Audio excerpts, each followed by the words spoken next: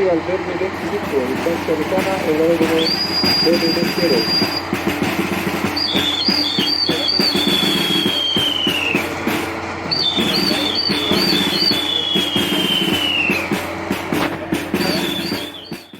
Muy buenas tardes a todos.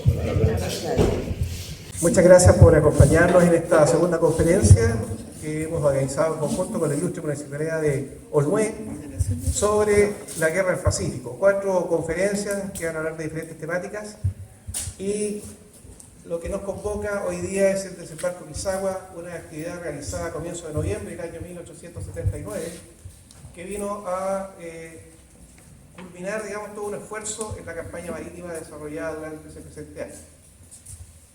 Quiero nuevamente agradecer al alcalde y al su honorable Consejo Municipal por permitirnos instalarnos aquí en esta comuna. Destacar también el apoyo que nos da las personas que trabajan en la Oficina de Turismo y Cultura. Me refiero, ¿no es cierto?, a Camila Cabello y Jenny Calderón, que nos permiten, digamos, poder ver los detalles, digamos, de todo lo que necesitamos para esta actividad. Quiero también agradecer a todos los que se han hecho presentes acá. Es cierto, a nosotros nos encantaría tener una cantidad mayor de asistentes, porque aquí hay un esfuerzo bastante grande detrás. Pero por lo menos vamos a dejar grabada esta conferencia para que pueda ser después vista por cualquier interesado que quiera, digamos, acceder a ella.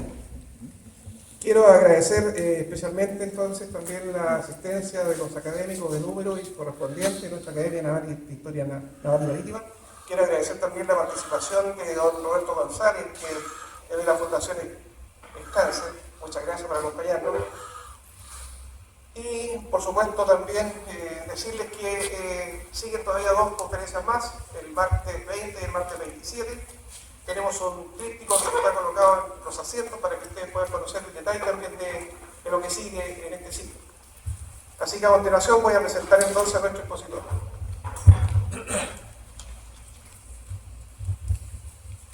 El contraalmirante infante de Marina Cristian del Real Pérez egresó del servicio en 1976 y después de servir en diferentes destacamentos y unidades del Cuerpo de Infantería Marina, fue destinado en 1991 como observador militar de las Naciones Unidas en el conflicto del Medio Oriente, Líbano-Israelí. Posteriormente ejerció el mando de los destacamentos de Infantería Marina número 3 Aldea en Talcahuano y número 2 Miles de Viña del Mar, para desempeñarse en los años 2005 y 2007 como jefe del Estado Mayor del Cuerpo de Infantería Marina. Entre 2007 y 2008 se desempeña como director del curso vespertino de Operaciones de Paz para civiles y militares en la Academia de Guerra Naval. El 1 de enero del 2008, el Supremo Gobierno le confiere el ascenso a contraalmirante IM, asumiendo como comandante general del Cuerpo de Infantería Marina, alcanzando la cúspide de su escalafón. Acogido a retiro a comienzos del 2010, pasa a desempeñar el puesto de director del Museo Marítimo Nacional por espacio de 8 años, periodo en el cual le equipo a asumir como director del International Congress of Maritime Museum entre los años 2015 y 2017. A contar del año 2018 se desempeña como director ejecutivo de la Corporación Patrimonio Marítimo de Chile y administrador del Museo Corbeta Esmeralda de Iquique, habiendo sido además entre los años 2021 al 2023 presidente de la Academia de Historia Naval y Marítima de Chile.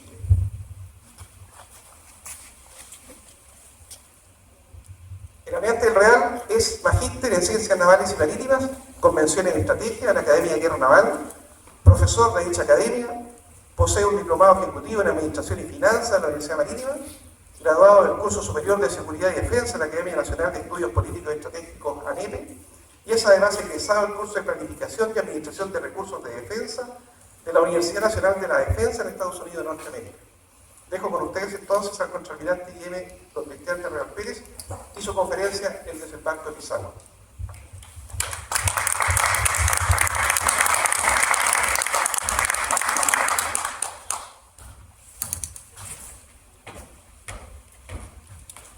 Bueno, buenas tardes a todos, muchas gracias por acompañarnos. Primero que todo, quiero dejar en claro, tal como ustedes escucharon, en ninguna parte del currículum dice historiador. Así que no soy historiador, soy un aficionado a la historia, me gusta mucho la historia y en particular este tema me apasiona.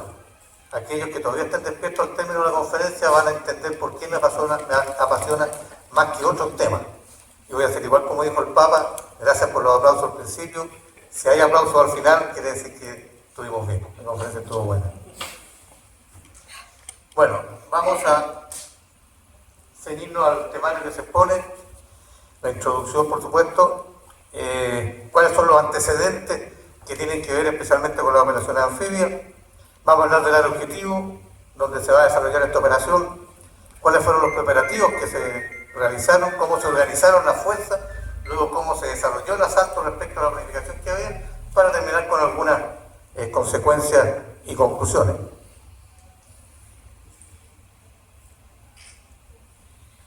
Primero que todo, hay que recordar que esta no fue la primera vez que se hizo una operación anfibia en el mundo. El uso de la proyección del poder naval a lo largo de la historia data desde antes de Cristo. Ya en 800 antes de Cristo se producen desembarcos anfibios. Tenemos el caso de los griegos con los troyanos, tenemos la batalla de Maratón, son todos, aquí algunos ejemplos nomás para recordar que desde antes de Cristo ya existía el uso, como digo, de la proyección del poder naval utilizando el mar. Vamos avanzando ya hasta 1839, durante la guerra chino-Inglaterra, se hizo mucho uso del mar para conquistar las posesiones chinas. Los ingleses permanentemente desempeñaron buques desde, ahí está, buques para poder capturar, por ejemplo, Chusán, Cantón, etc. Y hay que mencionar que en esta guerra participaba un marino nuestro, en esa época teniente Patricio Lee, lo que va a ser muy importante para la operación anfibia que vamos a ver ahora por las tareas que le correspondió asumir. Pero ya, como digo, también en esta época, 1840, estaba el concepto de utilizar el mar para proyectar fuerzas terrestres. Avanzamos más en la Primera Guerra Mundial, en Galípoli. Sin embargo, este fue un desastre. Esta es una operación anfibia que no tuvo éxito y durante muchos años prácticamente se desistió de efectuar operaciones anfibias para conquistar posiciones terrestres, precisamente por el resultado en Galípoli. Y tenemos entonces lo que vamos a presentar hoy día en Sudamérica, nuestra operación anfibia. Recordemos que en la conferencia anterior ya nos introdujo el almirante Codina en las causas del conflicto de la Guerra del Pacífico en 1879. Y en este momento hemos avanzado en el conflicto, que como digo ya fue visto anteriormente, y nos encontramos que ya se tiene el control y dominio del mar, prácticamente, dado que el Huáscar fue capturado, que era el que mantenía el control del mar hasta la época. Estamos en el periodo después de octubre, donde ya entonces hay que pensar en hacer otro tipo de acciones, considerando que ya desde el inicio de la guerra, del 14 de febrero prácticamente, las fuerzas terrestres estaban acantonadas en la zona de Antofagasta y el gobierno estaba muy presionado por efectuar acciones militares mucho más allá de la pasividad, esperando asumir el control del mar. Habíamos tenido éxito relativo, éxito moral por supuesto, pero relativo en el combate naval de Iquique, tremendo éxito moral, lo que levantó la chilenidad fundamentalmente. Se destruyó también un buque principal de la escuadra peruana, pero posteriormente en los meses siguientes el ejército siguió acantonado en la zona de Antofagasta porque no se podía desplegar hacia el teatro de operaciones norte, producto, o más al norte, producto del, como decía, las corridas del Huáscar, hasta que llegó el momento en que a esta altura entonces el ministro Rafael Sotomayor, que se encontraba permanentemente con la fuerza, ministro de Guerra en campaña, decide por orden del gobierno preparar entonces ya la ofensiva terrestre a través de una operación anfibia.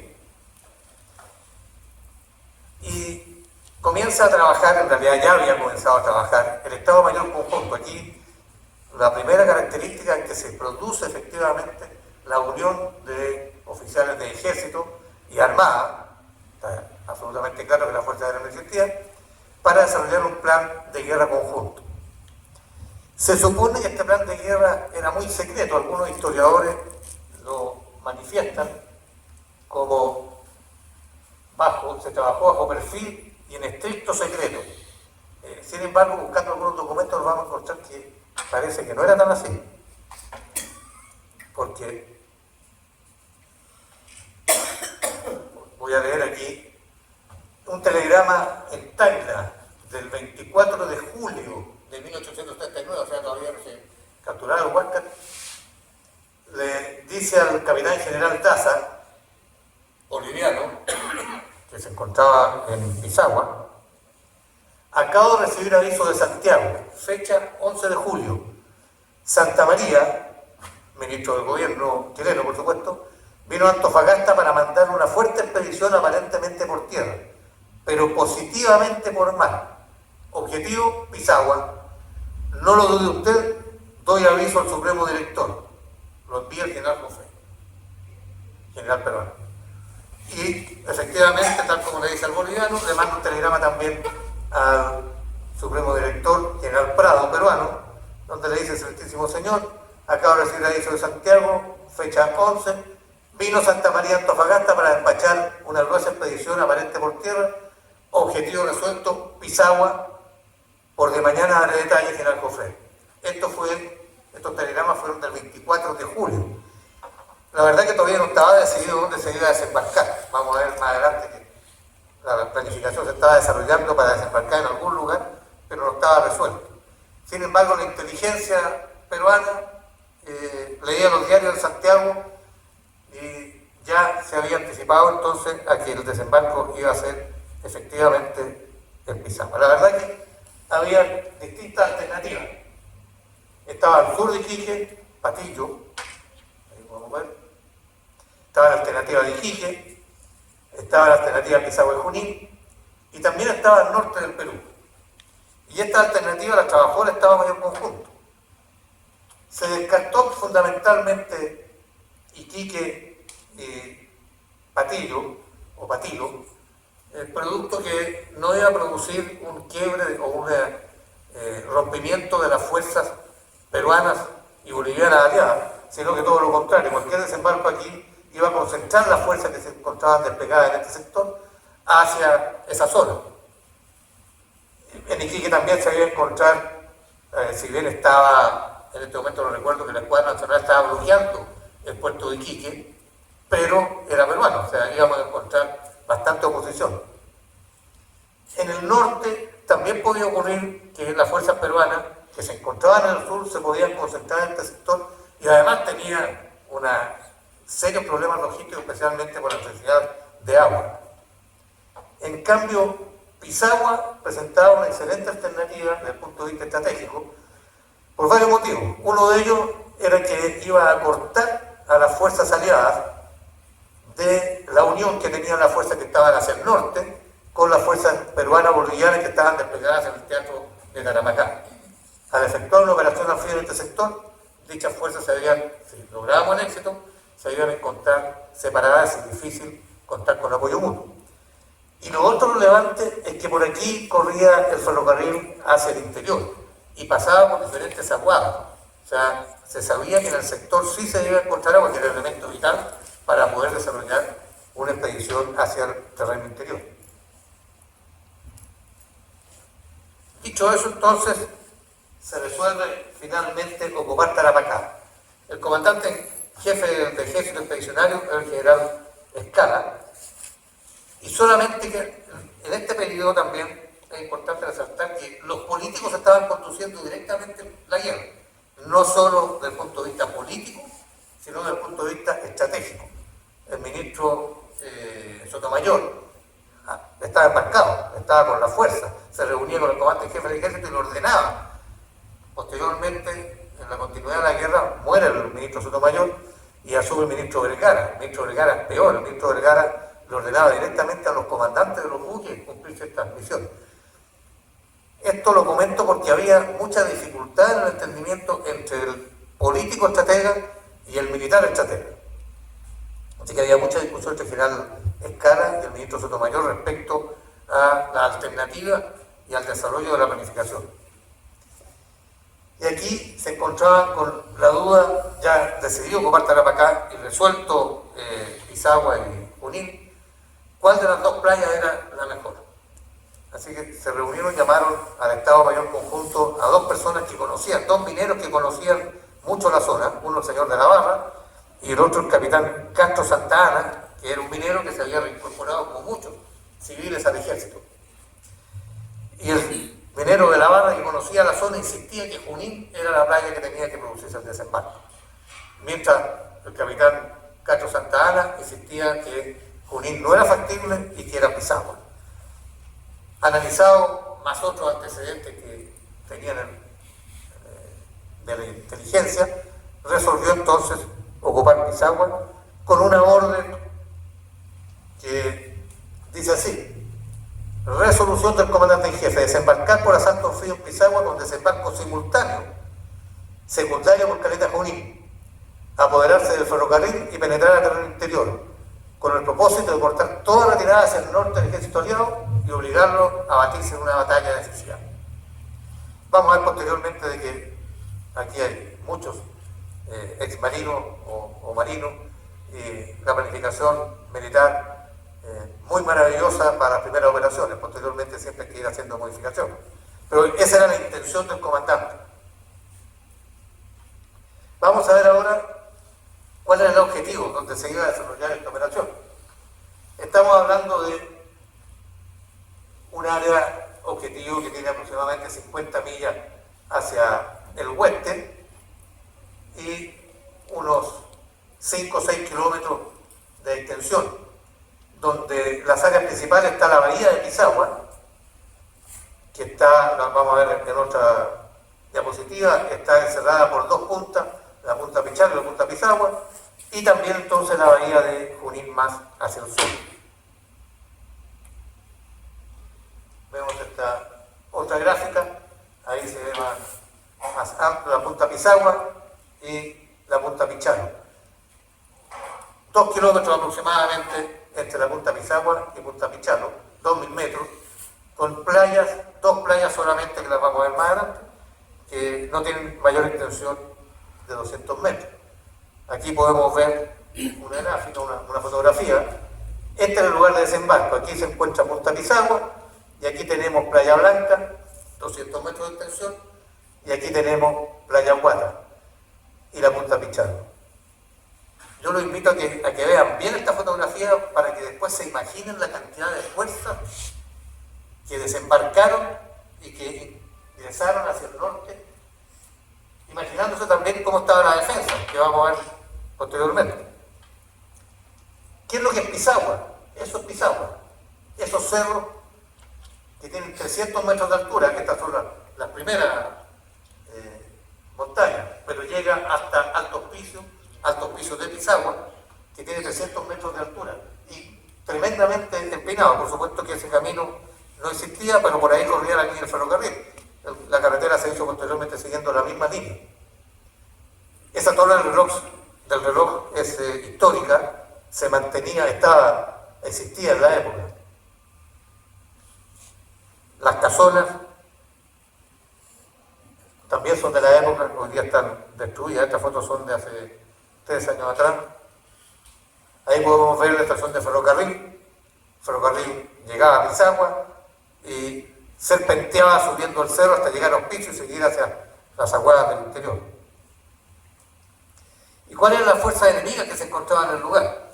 Fuerzas enemigas eran aliadas, constituidas por 2 batallones mandados por el general boliviano Villamil.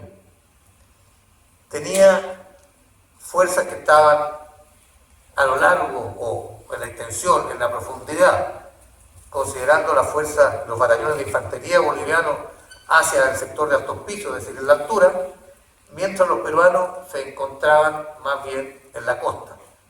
Tenían 2 baterías de artillería, de defensa de costa en la época, y además una guardia civil que complementaba y protegía estos cañones. Hay un cañón, vamos a ver, norte y un cañón sur.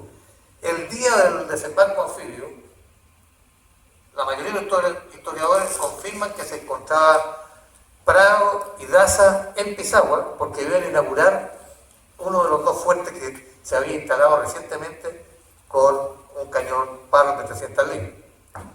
Hace un par de días atrás encontré un historiador que dice que desmiente que haya estado Prado en el lugar, pero como digo, prácticamente todos los historiadores dicen que esa mañana tenían preparado incluso un almuerzo con parrillada, con asado, con unas copitas de vino para celebrar esta inauguración. ¿Y por qué llama la atención aquí que si en julio sabían que se iba a desembarcar en Pisagua, por qué solamente tenían esta cantidad de fuerza? Habiendo 2 batallones más que estaban a no más de 50 kilómetros del área de operación donde estamos hablando y que no concurrieron al lugar a reforzar. Quiere decir que las fuerzas aliadas determinaron conscientemente de que con esa fuerza era suficiente para defender y evitar el asalto anfibio. O sea, nunca se imaginaron que fuerzas aún superiores pudieran penetrar hacia el terreno interior. Si no, habrían instalado más fuerzas en la defensa. En total, eran 1.100 bolivianos, como digo, que estaban de la mitad del cerro hacia el hospicio y otros 500 peruanos que estaban en la costa.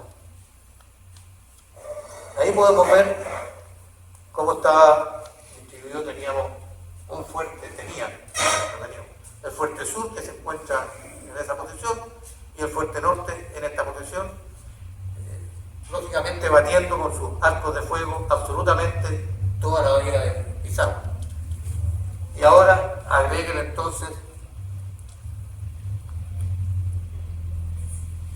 500 hombres desplegados en la costa, parametados entre medio de las líneas de ferrocarril, aprovechando las excavaciones que se habían hecho para construir líneas de ferrocarril, protegiéndose con sacos, etc. 500 hombres en estos 2.000 metros con cierta profundidad y 1.500 hombres arriba. Esa es la cantidad que se habían encontrado en la fuerza chilena, que si bien vamos a ver que eran muy superiores, el área de operación era muy dificultoso para poder combatir. ¿Cuáles eran los preparativos que se estaban haciendo? Ya hemos visto entonces la resolución estratégica, hemos visto la operación en donde se va a desarrollar esta actividad. Veamos cuáles son los preparativos. Bueno, en la segunda, lo que hoy día la región de Antofagasta, ya se encontraba totalmente el poder de Chile, por supuesto, y era la base de operaciones donde se había acopiado todo el material logístico. Y aquí tuvo una particular preocupación el Estado de Chile en el incremento y adquisición de elementos bélicos. Los que estuvimos en el año 78 desplegados en el conflicto con Argentina, recordamos que pasó exactamente lo mismo. Cuando nos desplegamos a las islas del sur, aquí hay varios, íbamos prácticamente de la zona central. De hecho, personalmente le compramos a las unidades de esta ropa interior afranelada que vendían en Valparaíso y le aportábamos a uno porque no había otras tenidas. El armamento era también armamento que ya estaba bastante exiguo y no obsoleto, pero con bastante baja operatividad. Sin embargo, durante el periodo de despliegue empezó a llegar una cantidad de armamento y de equipamiento que permitió incrementar la capacidad de nuestra fuerza. Y cuando estudiaba esta historia, me acordaba exactamente de haber sido la misma situación. En Antofagasta las fuerzas desplegadas y recibiendo equipo y armamento. Hasta ese momento el ejército de Chile seguía operando en la forma tradicional que era de frente Belgrano Win, es decir, las fuerzas formaban, las primeras escuadras disparaban, mientras las segundas escuadras cargaban, avanzaban un poco, nuevamente cargaban con la tercera escuadra e iban avanzando hacia el frente del enemigo. No había una maniobra, Y el capitán Santa Cruz, que lo vamos a ver más adelante, comandante de los zapadores, que era muy estudioso, es el que comienza en Antofagasta a incursionar en lo que se llamó la guerra de guerrillas, que no es ni más ni menos lo que hoy día se emplea en cualquier combate, en el cual hay pequeñas unidades a nivel escuadra que van avanzando, y dentro de cada escuadra hay un equipo que toma posición, el otro dispara, pero van avanzando en forma bastante más abierta y más libre, de tal manera de aplicar tácticas en un avance continuo de fuego-movimiento. La verdad es que no fue bien escuchado. Al principio le fue bastante negado. Él lo que perseguía era que todas las fuerzas operaran de esa manera. Finalmente su mando convenció a su mando y le dijo: ya conforme, usted con su unidad, practíquelo. Y después vemos si resulta o no resulta. Ese es el capitán Santa Cruz, que lo vamos a ver más adelante. Cuando se inició el despliegue, el 14 de febrero, en Tarapacá, el ejército contaba aproximadamente con 2.000 hombres, 1878. Y ya teníamos, con 2.500, en 1878. Y ya a esta altura llegamos a tener más de 20.000 hombres desplegados, algunos en la frontera austral, pero la mayoría en el Teatro de Operaciones Norte, como estamos viendo ahora. Ahí vemos algunos registros de las unidades que están desplegadas en el terreno. Cerca de 20.000 hombres bien organizados y bien entrenados. Y ustedes pueden ver el tipo de entrenamiento, lo que les estaba diciendo. La escuadra disparaba, la otra escuadra cargaba su armamento, los otros se preparaban, esta escuadra después cargaba su armamento, la segunda disparaba, es decir, prácticamente carne de cañón.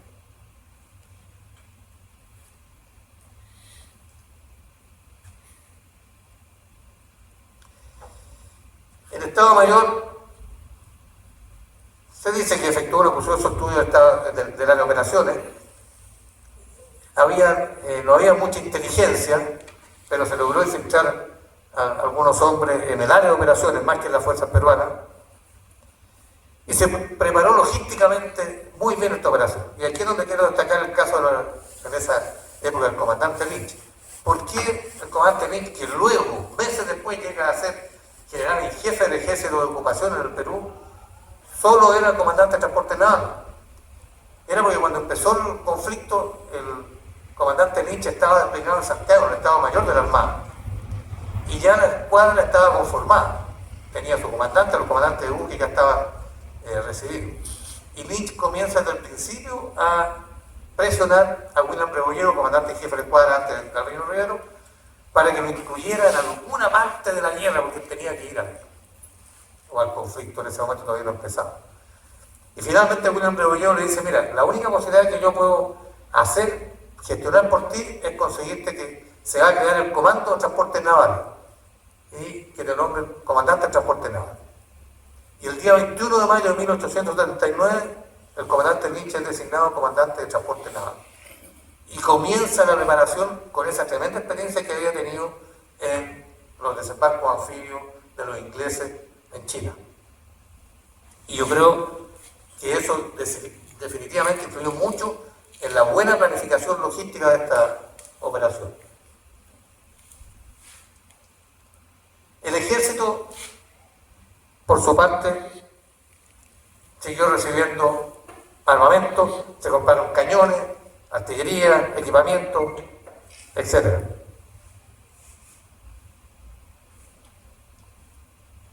Ahí vimos otra unidad desplegada. Y finalmente entonces se conformó la fuerza que se iba a desplegar al Teatro de Operaciones, con un grupo de escolta y de fuego de apoyo naval al mando del comandante Thompson y el grupo de transporte al mando del comandante Lynch, con los buques que se indican ahí, principalmente los buques que están en la diapositiva superior, son los que conforman la fuerza de ataque para poder bombardear la zona de operaciones, oponerse a la fuerza enemiga y apoyar el desembarco. Y el resto son los buques entonces de transporte. Voy a mostrar algunas diapositivas, o sea, las voy a mostrar todas, pero muy a la rápida, solamente para que vean la planificación, en el sentido que se embarcaron muy bien unidades con diferentes tipos de capacidades, por ejemplo, batallón de segundo de línea con su plana mayor, pero también con artillería, con cazadores de caballo y con material logístico. Aquí vemos cazadores de caballo con artillería y con regimiento de línea, es decir, prácticamente por lo que llamaríamos hoy día grupos de combate, de tal manera de que no se embarcara toda la artillería en un solo buque, porque si ese buque era hundido, lógicamente se quedaban sin artillería. O sea, ya con una concepción de empleo de las fuerzas en tierra. ¿Cómo las vamos a emplear en tierra? Bueno, de esa manera entonces las podemos embarcar. Y así podemos ir viendo que los diferentes buques, cómo estaban el despliegue de la fuerza.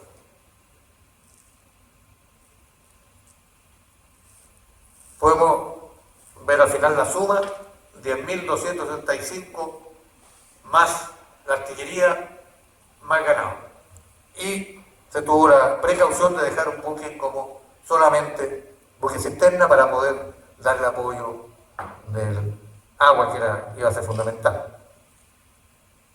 Se prepararon las fuerzas entonces ya para iniciar el embarco. Ahí vemos la fuerza del tercero de línea en Antofagasta.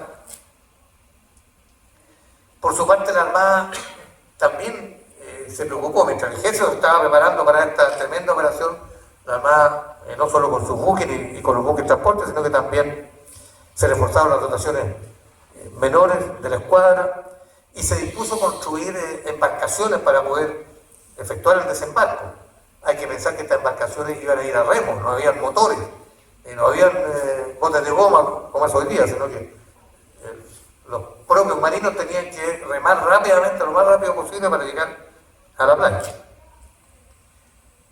Y se trabajó el concepto de la operación, que ¿cuál era la idea? Las fuerzas iban a llegar a las 4 de la mañana del día 2 a Pisagua, con los buques, grupo de ataque, mientras los buques de transporte iban a estar a retaguardia, esperando que los buques de ataque neutralizaran la artillería. Una vez que fuera neutralizada la artillería, ahí está, mientras se neutralizaba la artillería, la idea era que desde los buques de transporte entonces las fuerzas terrestres se embarcaran en los lanchones hasta que se neutralizara la defensa enemiga y se procediera inmediatamente al desembarco. Estamos hablando que esto debiera haber partido a las 4 de la mañana y ya a las 8 de la mañana tener la primera fuerza en tierra. Dispuso el general Escala que en cada embarcación menor fuera un teniente a cargo para llevar las tropas a tierra y que el comandante Simpson fuera el comandante de la fuerza naval que se iba a efectuar el transporte. Por otra parte, ese era el desembarco principal, el concepto de la operación del desembarco principal. Y un desembarco secundario por Caleta Junín, que como habíamos visto al principio, inicialmente le dieran que fueran simultáneos. Vamos a ver que no se da la simultaneidad, pero estaba planificado entonces que los buques que transportaban las fuerzas del ataque secundario en Junín se desplegaran a la zona de operaciones en forma simultánea. Y además se constituía una reserva para ser empleada como corresponde en cualquier movimiento estratégico operacional, de acuerdo a lo que dispusiera el comandante en jefe. Esa era la planificación muy general. Ahí vemos una foto ya de la escuadra el día 28 de noviembre, lista para zarpar. Esta es una foto tomada 28 de octubre, perdón. Desde la planta desalinizadora de agua de Antofagasta, y ahí podemos ver los buques en el fondo. Esta era una fiesta, en Tarapacá era una fiesta.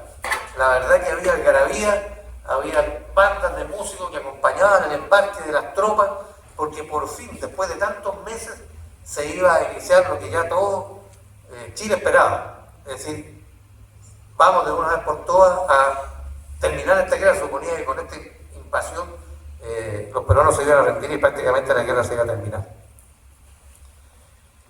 Veamos ahora cuál fue la organización para proceder al desembarco.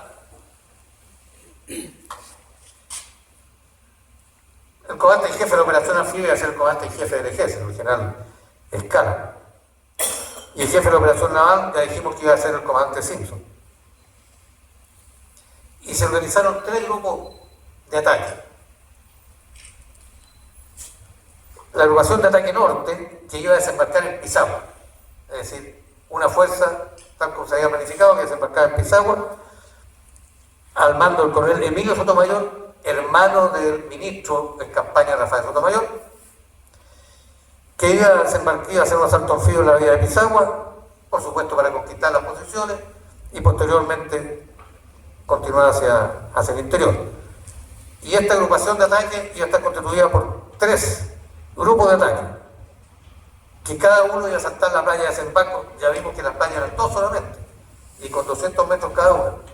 La idea era que cada grupo de ataque de esta agrupación fuera desembarcando progresivamente, es decir, el primer grupo de ataque desembarca en una sola hora, el segundo grupo de ataque le sigue, y el tercer grupo de ataque terminaba el desembarco.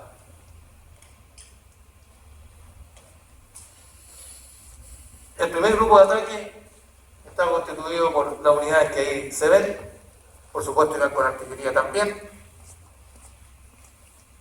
El segundo grupo de ataque, otra cantidad similar,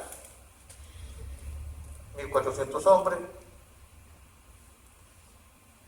Y el tercer grupo de ataque, con las unidades que se indican, otros 1.500 hombres.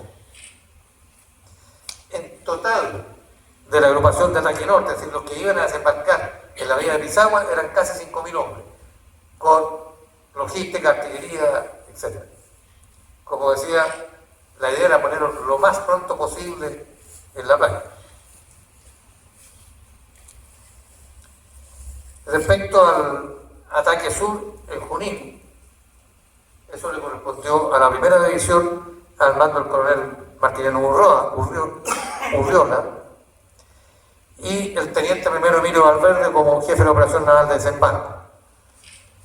El comandante Diego Doble Almeida era el comandante de la fuerza de desembarco y por supuesto tenía la misión de desembarcar en Caleta Junín, posteriormente progresar y cortar la retirada de las fuerzas aliadas que desde Alto Hospicio iban a huir, se suponía, hacia el norte. Esta, una sola agrupación constituida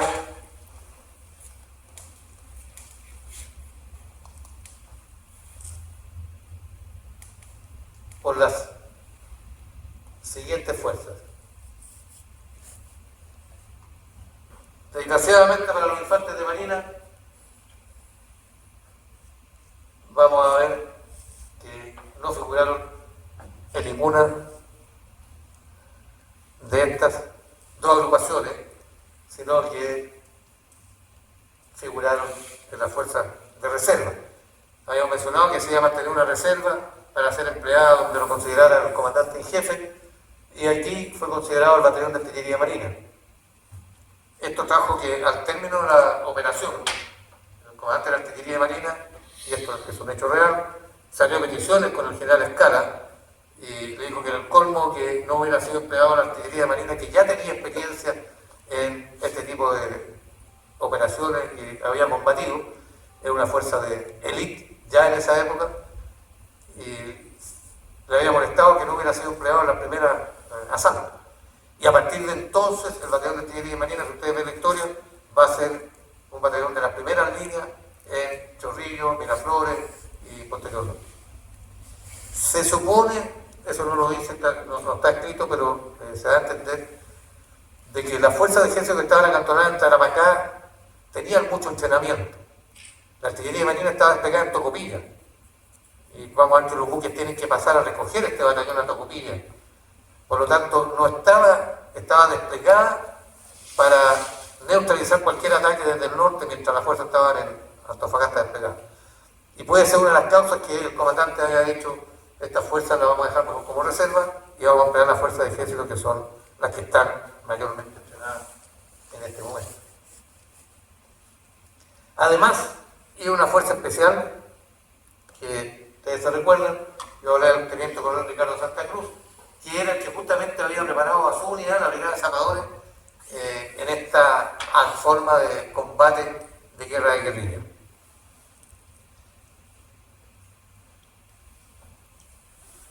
Por algún motivo que desconozco, esta fuerza especial que no tenía empleo en la planificación, sino que estaba como complemento de la fuerza, o sea, formaba parte de la reserva, pero no estaba segregada, finalmente el general Escala dispone que se embarque junto con la primera y segunda ola, es decir, la emplea rápidamente.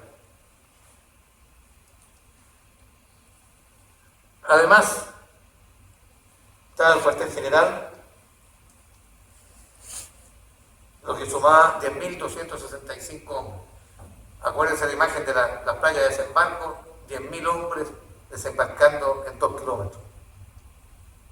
Hay una fotografía después que refleja lo que pueda haber sido ese desembarco.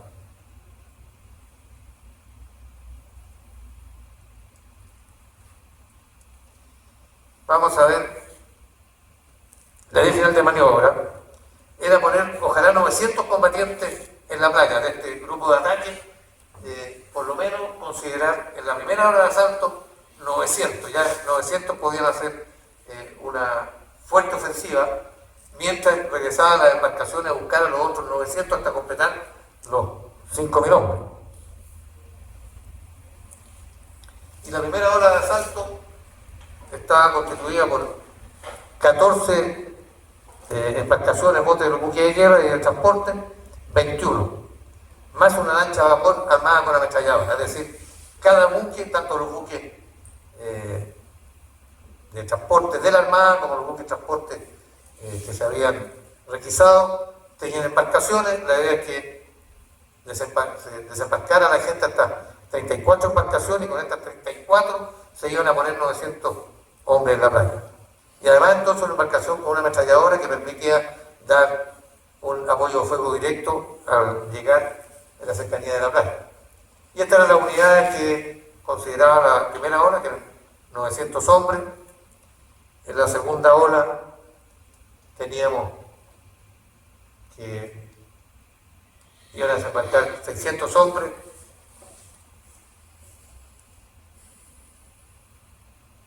Y luego iban a volver 14 embarcaciones, es decir, había toda una planificación de embarcaciones que dejan en la playa 900 y vuelven a buscar para completar tercera, cuarta y quinta hora y tener finalmente toda la fuerza terrestre en la playa.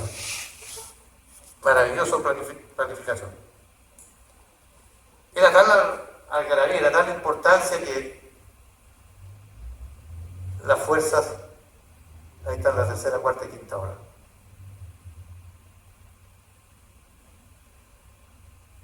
En Antofagasta, el gobernador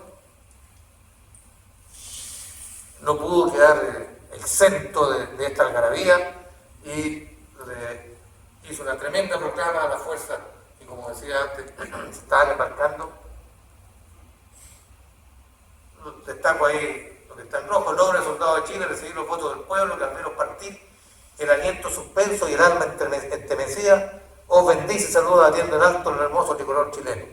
Es decir, nuevamente vemos una fuerza que está esperando la victoria y el éxito total. El presidente Pinto manda también una proclama, y aquí leo lo que está en rojo: volveréis con la frente ceñida de laureles a recibir la justa recompensa que se habrá otorgado a la República.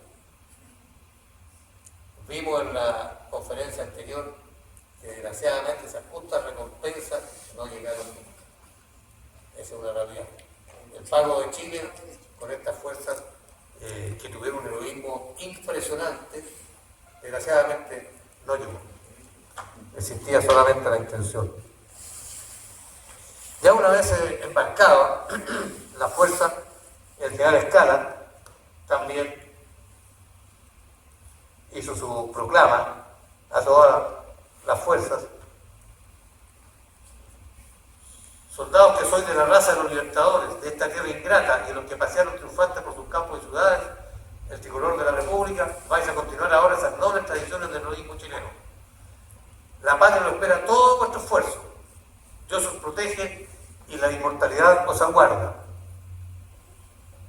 habría que negar, desgraciadamente, y el no reconocimiento también los aguarda. Bien, iniciamos entonces, ya estamos despedidos, tenemos la planificación, iniciamos el embarco el día 19 de octubre con una partida avanzada, que es la que prepara toda la embarcación. Entre el 26 se embarca el grueso de la fuerza, recuerdo, 10.000 hombres, y el 28 de octubre, un cuarto para las 7 de la tarde, zarpa el convoy con 19 buques rumbo oeste hasta 50 millas fuera de la costa, para luego dirigirse hacia el norte. Es decir, zarpa desde Iquique, 50 millas, y comienza a navegar hacia el norte. Aquí hay algunos periodistas que estaban embarcados, desconociendo la planificación, pensaron que los buques se habían perdido, porque la planificación consideraba que algunos buques se desplegaran, como decía Tocopilla, a dejar un batallón de reemplazo al batallón de artillería de marina, otros buques fueran a hacer aguada, y que después se reunieran en el punto rendezvous, como es una táctica absolutamente reconocida en la Armada. Y finalmente, en alta mar, hasta ese momento no se había dado la orden de operación. Es decir, las fuerzas sabían que iban a algún lugar, pero no sabían dónde iban. Y ya en alta mar, entonces, se hace una reunión de comandantes al mando del ministro Sotomayor con el general Escala, donde se resuelve y finalmente se le da la orden y se le avisa dónde se va a producir el desembarco. Ahí vemos el convoy de buques que van protegidos por Coplas, Magallanes, O'Higgins, la Covadonga en los costados, y los buques de transporte al centro siendo protegidos. Permanentemente durante toda la operación lo siguieron al convoy dos buques ingleses, el Thetis y el Turquoise. Estos dos buques estaban desplegados, los ingleses tenían un despliegue históricamente en América del Sur, y cuando ya desde que se ocupó Antofagasta se mantuvieron ahí, y posteriormente durante toda la operación se acompañaron las fuerzas chilenas, y mucho de la parte de la historia que se conoce de cómo fue el desembarco, el asalto anfibio, es producto también de estos ingleses que vieron claramente lo que estaba ocurriendo. Vamos ahora al asalto. Resulta que habíamos planificado que íbamos a llegar a las 4 de la mañana, pero por la neblina y por la estima, por algún error de navegación, el convoy siguió de largo. Llegó al norte de Pisagua. Con las primeras luces se dieron cuenta recién que ya habían sobrepasado la punta Pisagua. Por lo tanto, llegaron, tuvieron que retromarchar y llegaron finalmente a las 6 de la mañana, cuando ya estaba amaneciendo. Claro, la planificación esperaba estar a las 4 de la mañana, de tal manera que con la oscuridad hacer el desembarco y ya con las primeras luces estar en tierra combatiendo. Aquí a las 6 de la mañana ya los peruanos vieron la tremenda flota que estaba al frente, peruanos y bolivianos. Me imagino ya que a esa altura a lo mejor los dos generales bolivianos y peruanos tomaron sus cosas y se mandaron a cambiar, porque lo que está claro es que no combatieron. Luego se inició entonces una hora más tarde lo que estaba planificado. Aquí sí que se materializó la planificación disparando los buques que estaban designados, 2 sobre el fuerte sur y 2 sobre el fuerte norte. En el fuerte sur, la verdad que hubo bastantes disparos, bastantes intercambios de disparos. Sin embargo, en el fuerte norte, la historia dice, y eso lo reconocen los peruanos, solo alcanzó a disparar un tiro el fuerte norte. Según las fuerzas propias, habría sido neutralizado por la artillería nuestra. Según los peruanos, se habría atascado y no habría podido seguir disparando. El caso es que quedó neutralizado con las primeras operaciones. Y aquí se produjo, bueno, hay que mencionar también que los buques desarrollaron mucha inteligencia, mucha astucia para poder disparar sobre la altura. Por ejemplo, en algunos casos, en el transporte Amazonas, donde iba el cuartel general, desplazaron toda la carga a un costado del buque, de tal manera que el buque se pudiera escorar y de esa manera obtener más altura con la artillería, porque si no disparaban solamente a las tropas que estaban en la costa. De tal manera que al escorarse pudieron batir más y con eso entonces neutralizaba la fuerza que estaba en la mitad del cerro. Por otra parte, mientras se efectuaba esta neutralización de los fuertes, en esta lancha a vapor artillada, el comandante Douglas Almeida, que posteriormente va a ser el comandante de la fuerza que se va a Junín, más otros oficiales, hacen un reconocimiento de las playas para poder dirigir posteriormente la ola de desembarco a qué playas iban a ir. A las 7:30 ya el fuerte sur estaba neutralizado. Y a las 8 ya estaban neutralizados teóricamente los dos fuertes. Y se suponía que se iba a desarrollar a partir de esa hora el desembarco de las tropas. Sin embargo, algo ocurrió también que no está bien claro. Se le echa la culpa al comandante Simpson, que no fue lo suficientemente diligente para proceder con el desembarco, y las defensas peruanas volvieron a disparar la artillería. Posteriormente, nuevamente se neutraliza y ya a las 9:30 el general Escala resuelve que ya no se puede atrasar más el desembarco.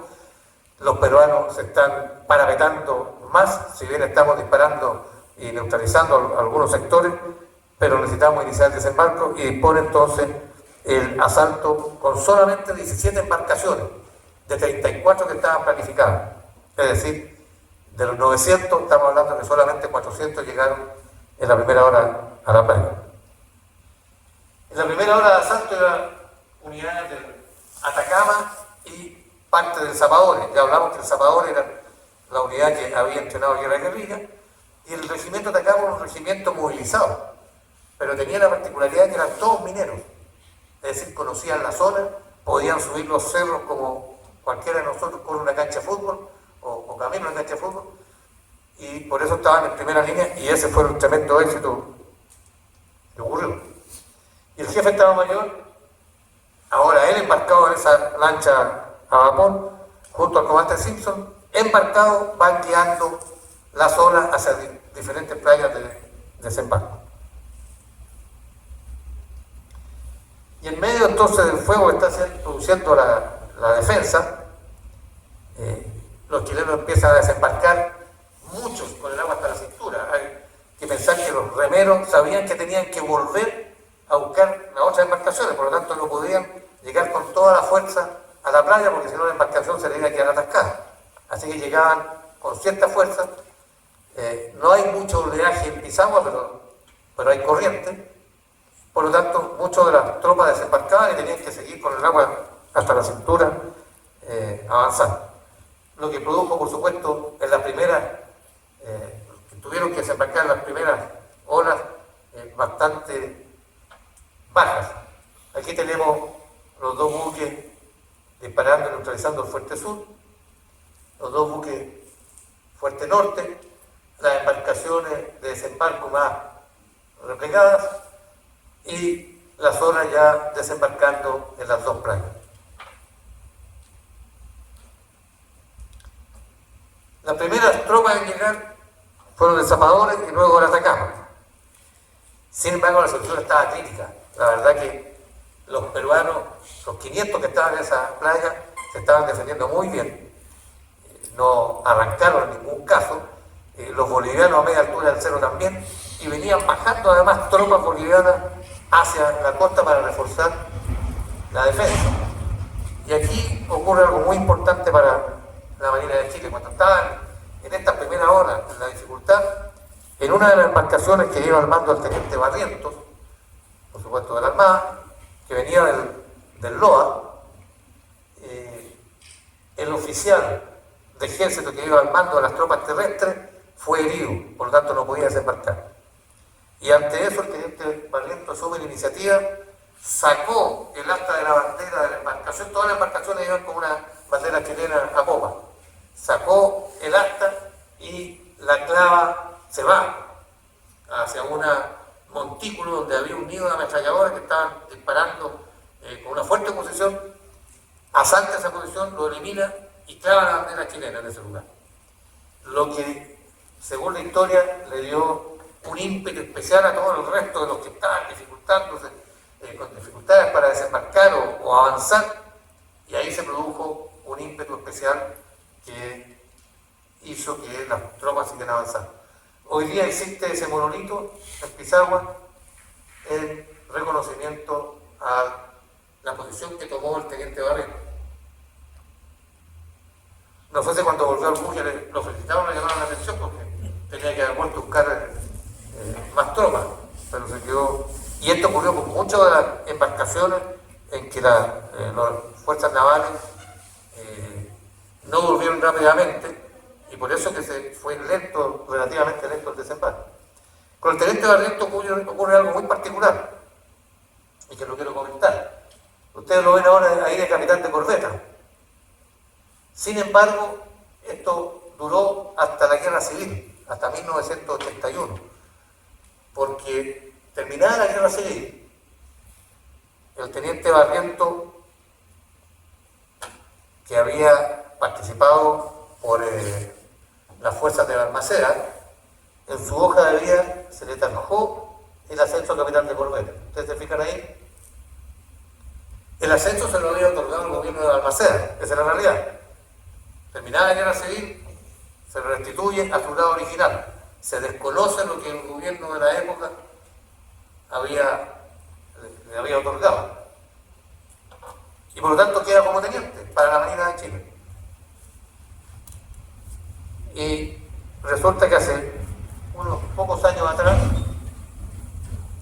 el año 2015, siendo yo director del Museo Marítimo Nacional, me llamaron del Ministerio de Defensa porque había unas gestiones para restituir el grado a capitán de corbeta al teniente Barriento. Y el gobierno quería saber cuáles eran las causas de que era teniente y no capitán, etcétera, etcétera. Finalmente, el gobierno de la época, el año 2015 recién, hace 10 años atrás, restituyó el grado de capitán de corbeta al teniente Barriento. Así que hoy día hay que referirse a él como capitán Barriento. Bueno, seguimos, ya la segunda hora está en la playa, van los buques, siguen rompiendo el fuego, siguen dando fuego de apoyo, y a las 11 de la mañana ya la segunda ola empieza a tomar el control, ya el desembarque empieza a tomar el control de las playas Blanca y Playa Guata. Ahí hay una foto que yo creo que refleja bastante, no fotos, un dibujo, que me parece que refleja bastante bien lo que debe haber sido. Es decir, una carnicería por ambos lados y una ferocidad de las fuerzas propias para poder hacer que las fuerzas peruanas y bolivianas finalmente se sintieran derrotados y empezaran entonces a huir cerro arriba. También se mencionó la semana pasada el hecho de que las fuerzas chilenas tenían todo el mismo tipo de armamento, el mismo tipo de calibre, el mismo tipo de munición. Sin embargo, los peruanos tenían más armamento, diferente tipo de munición, por lo tanto se les dificultaba más. Tenían, y los bolivianos, según los registros de la época, bastante mal equipo. A las 13 ya se completaban 2.000 combatientes en tierra, destacando el batallón Atacama, como decía anteriormente, por su arrojo, dada la experiencia que tenía justamente en el desierto. A las 2:30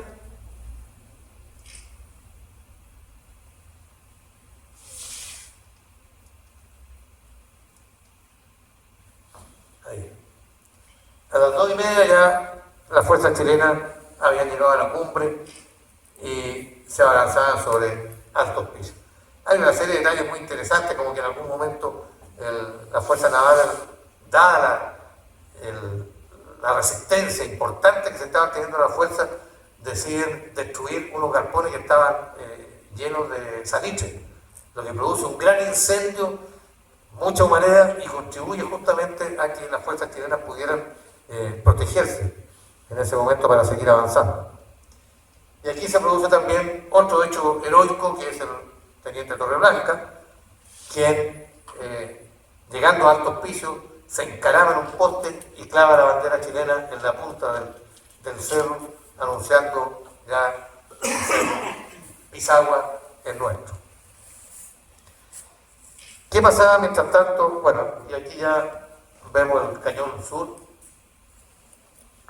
en poder de la fuerza chilena. El general Buendía, Villamil, el coronel Anier, jefe de la plaza, ya a toda esa altura, a las 3 de la tarde, se habían retirado todos, ya habían evacuado la zona, y los peruanos iban, y bolivianos iban arrancando Cerro Río. Mientras tanto se produce entonces, había estado ocurriendo el desembarco a partir de las 10:30 de la mañana, no fue simultáneo, se produce el desembarco en Caleta Junín. Aquí las fuerzas no tuvieron prácticamente ninguna oposición. Con los primeros cañoneos de la Magallanes, las pocas fuerzas que habían huyeron rápidamente. Sin embargo, la descarga del material, hay que pensar que llevaban mulas para cargar la artillería, cañones, logística, etcétera, les duró prácticamente toda la tarde. Recién a las 5 de la tarde estaban las fuerzas alcanzando la costa. La costa es muy escarpada, es acantilado, ahí no hay playa prácticamente, así que es muy difícil. Finalmente llegaron al Alto de Junín, pero todas las fuerzas tuvieron que una vez desembarcadas en la noche, se acantonaron en Junín e iniciaron la marcha para amanecer en la altura de Hospicio en la madrugada del día siguiente. Aquí ocurre que la artillería, cuando va llegando al Hospicio, la artillería de la fuerza que se embarcaron en Junín se apronta a disparar, pensando de que recién estaban las fuerzas avanzando, y con grata sorpresa los observadores adelantados le dicen: "Oiga, no dispara porque hay una bandera chilena que está en Junín", o sea que está en Pisagua. Y ahí se dieron cuenta que ya ellos no tenían ninguna participación porque Pisagua ya estaba en manos propias.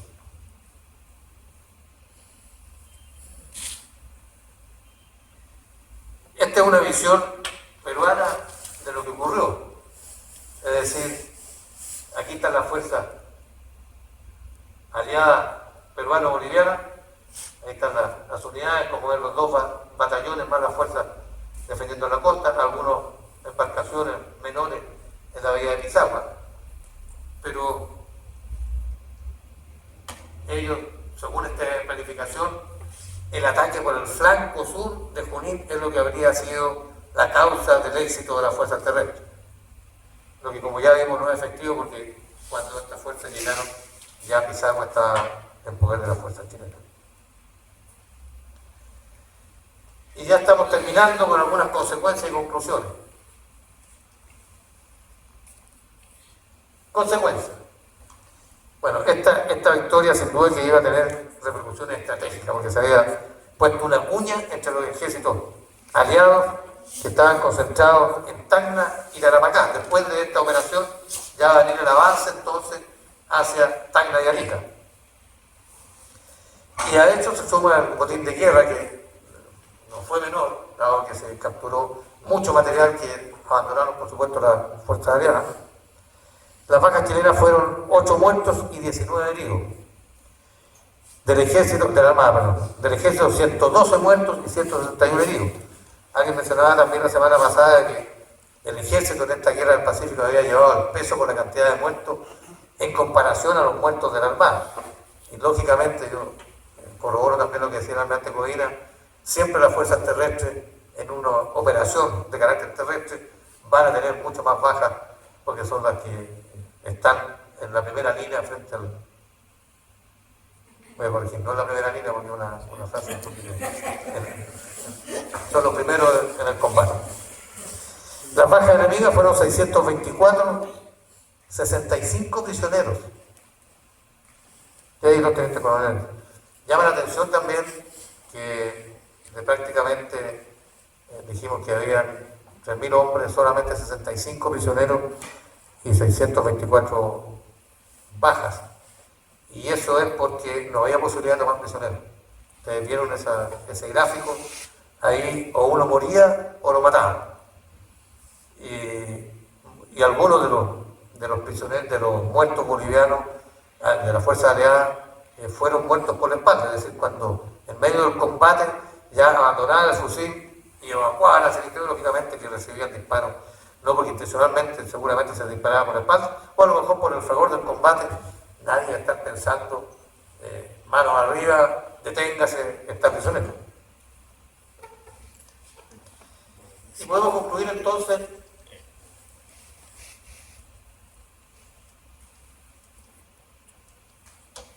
que la captura de Pisagua fue efectuada mediante una operación anfibia ejecutada en general conforme a la concepción y doctrina moderna de la operación anfibia. Esa es la particularidad de esta operación.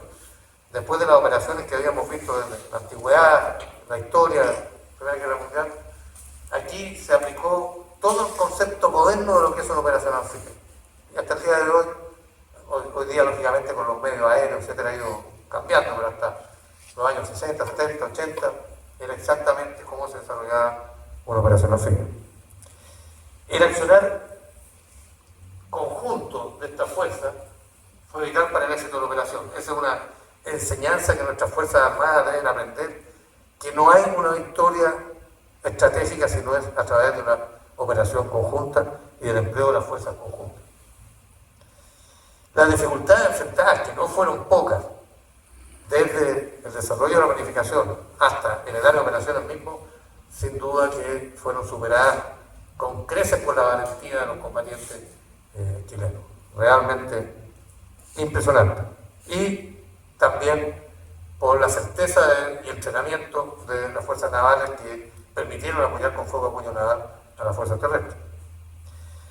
Las fuerzas aliadas combatieron con pundonor. No fueron fuerzas que arrancaron porque ellos estaban convencidos que iban a repeler el ataque, como lo dije anteriormente, hasta que se vieron ya sobrepasados por la valentía de los combatientes chilenos. 10.000 y tantos hombres, es decir, ahí hablamos del teniente Barrientos, hablamos del teniente coronel de Santa Cruz y otros, pocos, pero fueron muchos los héroes anónimos, marinos y soldados que sobrevivieron y continuaron luchando por la patria. Le tocaron posteriormente otros combates, otros lugares y otras acciones en nuestra patria después de la Guerra del Pacífico. Y por eso he querido traer un ejemplo, cualquiera, sacado al azar, de este coronel, en esa época era teniente, don Francisco Pérez Marín, quien es veterano de 3 guerras, porque participó en esta guerra del Pacífico, era ayudante del coronel Sotomayor, jefe de Estado Mayor. Era uno de los ayudantes que en embarcación con el coronel Sotomayor, cuando se reconocía en la playa, iba a bordo de la embarcación en esa actividad y funcionó permanentemente en el Estado Mayor. Posteriormente participó en la Araucanía y llegó a ser gobernador en Arauco. Y posteriormente también participó en la Guerra Civil, fue comandante de la defensa de costa en Valparaíso, defensa de costa que disparó contra la escuadra y que hizo que la escuadra zarpara y se dirigiera hacia el norte para, desde el norte, constituir el gobierno congresista y posteriormente venir hacia el sur. Pero ella participó en la Guerra del Pacífico entregando su vida o ofreciendo su vida por la patria. Y tuvo otra particularidad, que tuvo a su hijo, militar también, general Enrique Pérez Lavín, que llegó a ser precursor de la aviación. Hoy día el batallón de aviones del Ejército de Chile tiene el patronímico de este general, que en esa época era el teniente, Enrique Pérez Lavín. Y por último, ¿por qué me apasiona tanto a mí esta conferencia? Porque la mayor particularidad es que este caballero tuvo un nieto, un bisnieto, perdón. Este tuvo un nieto que llegó a ser almirante de infantería marina.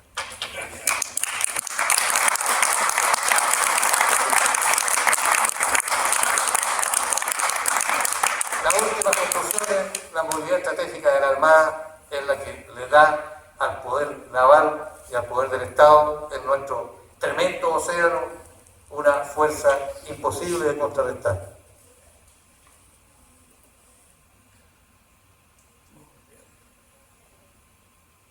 Muchas gracias.